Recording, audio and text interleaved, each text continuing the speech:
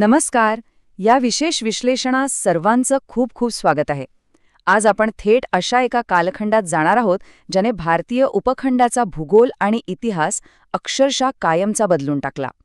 1939 ते 1947 हा काळ केवळ राजकीय घडामोडींचा नव्हता, तर एका अखंड देशाच्या फाळणीचा आणि स्वातंत्र्याच्या संघर्षाचा तो सर्वोच्च बिंदू होता.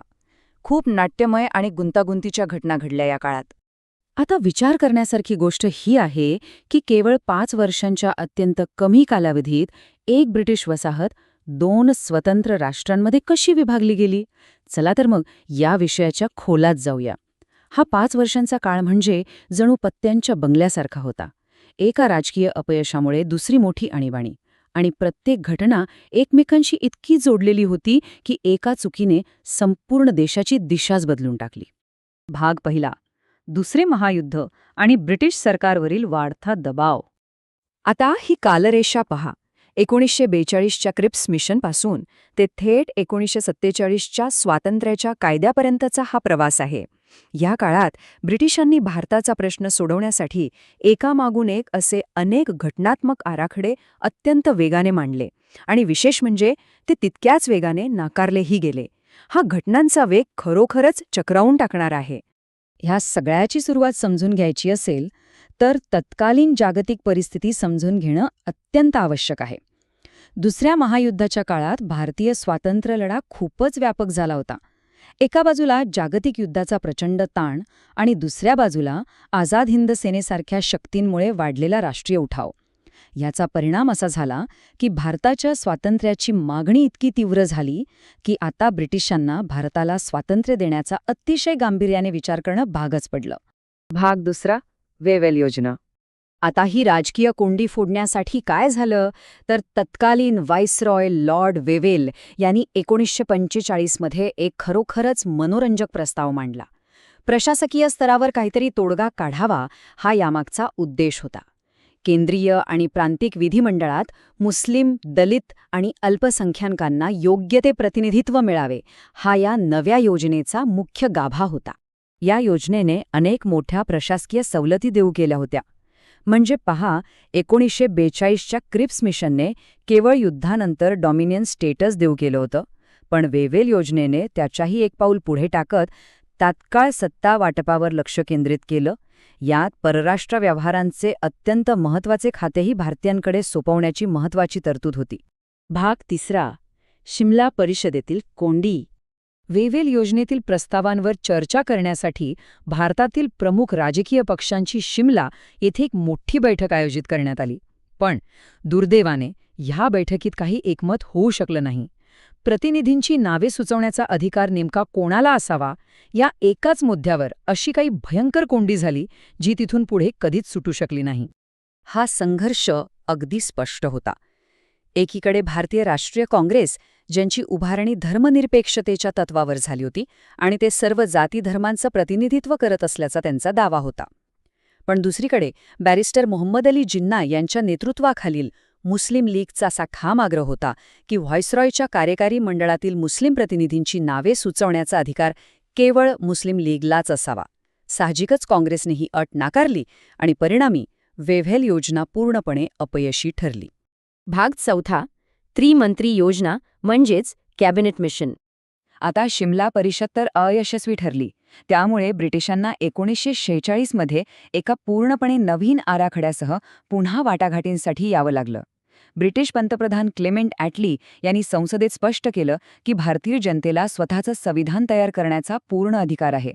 यासाठी त्यांनी आपले 3 कॅबिनेट मंत्री पॅथिक लॉरेन्स, स्टॅफोर्ड क्रिप्स आणि A.V. अलेक्झांडर यांचं एक शिष्टमंडळ भारतात पाठवलं. यालाच आपण कॅबिनेट मिशन किंवा त्रिमंत्री योजना म्हणून ओळखतो. या योजनेत अनेक महत्त्वाच्या गोष्टी होत्या, पण इथला सर्वात कळीचा मुद्दा कोणता होता माहितीये? या त्रिमंत्री योजनेने स्वतंत्र पाकिस्तानच्या निर्मितीची मागणी स्पष्टपणे नाकारली होती. आणि अगदी याच कारणामुळे मुस्लिम लीग या योजनेवर तीव्र असंतुष्ट होती. पाकिस्तानची मागणीच फेटाळली गेल्याने ही योजना देखील यशस्वी होणार नाही हे जवळपास निश्चितच झालं होतं. भाग पाचवा, प्रत्यक्ष कृती दिन आणि उसळलेल्या दंगली. इथून पुढे परिस्थितीने अत्यंत हिंसक वळण घेतलं. कागदावरच्या वाटाघाटी आता थांबल्या होत्या, त्रिमंत्री योजनेनुसार संविधान सभेसाठी निवडणुका झाल्या, ज्यात काँग्रेसला प्रचंड बहुमत मिळालं. यानंतर मुस्लिम लीगने संविधान सभेत सहभागी होण्यास थेट नकार दिला आणि पाकिस्तानच्या निर्मितीसाठी 16 ऑगस्ट 1946 हा दिवस प्रत्यक्ष कृती दिन म्हणून पाळण्याची घोषणा केली. या घोषणेनंतर देशभर भयंकर हिंदू-मुस्लिम दंगी उसळल्या. विशेषतः बंगाल प्रांतातील नोआखली भागात भीषण कत्तली झाल्या. हे सगळं पाहताना खरोखरच अंगावर काटा येतो.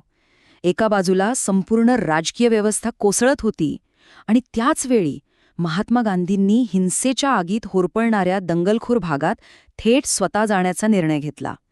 आपल्या प्राणांची पर्वा न करता तिथे शांतता प्रस्थापित करण्यासाठी त्यांनी प्रयत्नांची शर्त केली. इतिहासातील हा खरोखरच एक अत्यंत हृदयस्पर्शी प्रसंग आहे. भाग 6 स्वातंत्र्य आणि फाळणे. आता आपण सत्ता हस्तांतरणाच्या अगदी अंतिम टप्प्यात आलो आहोत. जमिनीवरची परिस्थिती पूर्णपणे नियंत्रणाबाहेर गेल्यामुळे ब्रिटिशांनी भारताबाहेर पडण्याची प्रक्रिया प्रचंड जलद केली. पंडित जवाहरलाल नेहरूंच्या नेतृत्वाखालील हंगामी सरकार कायदा आणि सुव्यवस्था राखण्यासाठी आटोकाट संघर्ष करत होतं.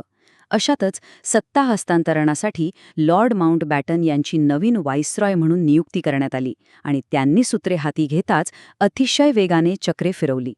माउंटबॅटन यांनी भारतातील परिस्थितीचा अभ्यास केला आणि त्यांनी हाच निष्कर्ष काढला की आता भारताची फाळणी पूर्णपणे अटळ आहे. त्यांनी अधिकृतपणे फाळणीचा निर्णय घेतला आणि भारत व पाकिस्तान या 2 स्वतंत्र राष्ट्रांच्या निर्मितीची योजना तयार केली, जिला आपण आज माउंटबॅटन योजना म्हणून ओळखतो. आता हे समजून घेणं महत्त्वाचं आहे की देशाचं ऐक्य हा राष्ट्रीय काँग्रेसच्या भूमिकेचा मूळ आधार होता आणि फाळणीला त्यांचा तीव्र विरोध होता. परंतु मुस्लिम लीगने पाकिस्तानच्या निर्मितीची अशी काही ठाम आणि आक्रमक मागणी केली होती की फाळणीशिवाय दुसरा कोणताही पर्याय उरला नव्हता. अखेर अत्यंत नाईलाजाने काँग्रेसने फाळणीच्या या निर्णयाला मान्यता दिली आणि 18 जुलै 1947 रोजी भारतीय स्वातंत्र्याचा कायदा संमत झाला. आणि ह्या सर्व राजकीय, सामाजिक आणि हिंसक संघर्षाचा शेवट एका ऐतिहासिक मध्यरात्री झाला. 14 आणि 15 ऑगस्ट 1947च्या त्या मध्यरात्री दिल्लीतील संसद भवनात भारतावरची ब्रिटिशांची पारतंत्र्याची साखळी अखेर तुटली. ब्रिटिशांचा युनियन जॅक कायमचा खाली उतरवण्यात आला आणि त्याच्या जागी भारताचा स्वतंत्र तिरंगा ध्वज अत्यंत अभिमानाने फडकवण्यात आला. स्वातंत्र्य तर मिळालं, याचा निश्चितच मोठा आनंद होता, पण त्यासाठी मोजावी लागलेली फाळणीची किंमत तितकीच अकल्पनीय आणि वेदनादायी होती. जाता जाता एका अत्यंत महत्त्वाच्या प्रश्नावर आपण सर्वांनी विचार करायला हवा. त्या केवळ 5 गोंधळलेल्या वर्षांत पडलेल्या फाळणीच्या रेषा आजही या उपखंडातील भूगोल आणि राजकारणाला कसा आकार देत आहेत? इतिहासातील या घडामोडींचा आजच्या जगावर होणारा परिणाम नक्कीच आपल्याला विचार करायला लावणार आहे. आजचं हे विशेष विश्लेषण आपण इथेच थांबवूया, पण हा इतिहास नक्कीच आपल्याला पुढेही बरंच काही शिकवत राहील.